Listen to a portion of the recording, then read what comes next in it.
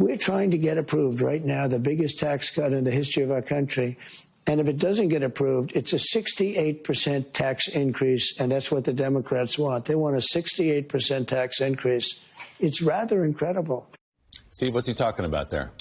Well, God only knows, Willie. I couldn't figure out what he was talking about there because I can't replicate those numbers at all. What he's talking about is what would happen if his tax cut from 2017, which has to be extended, were allowed to expire, which would mean taxes would go up. But here's what they would go up by. Depending upon your income, they would go up by between $74 and $36,000. But for the people at the top, that's only a 6% tax increase. For the people at the bottom, it's an 18% tax rate. But there's no 68% numbers in here anywhere. It is made up.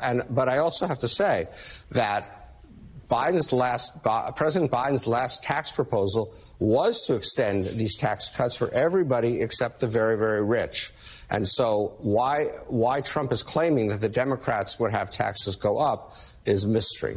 And lastly, I think to sum up a lot of what we've been talking about, he also said, as you heard, that uncertainty is sort of a made-up fake news idea. Well, there are indices of uncertainty, actually, compiled from legislative progress on the Hill, what's going on here, news reports, things like that.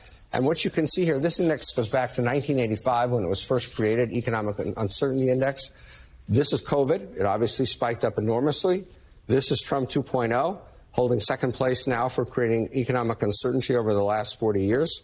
And in addition to that, more anecdotally, and you've seen a lot of this, you have company after company saying that they have to withdraw their earnings guidance this year. They can't predict what their earnings are going to be because life is so uncertain for them. Mattel, Skechers, Snap, Harley-Davidson, Alaska Airlines, UPS, and so forth. Company after company doing this because it is so uncertain. So to say we're not living in an uncertain time, I think, is a gross misrepresentation of the truth.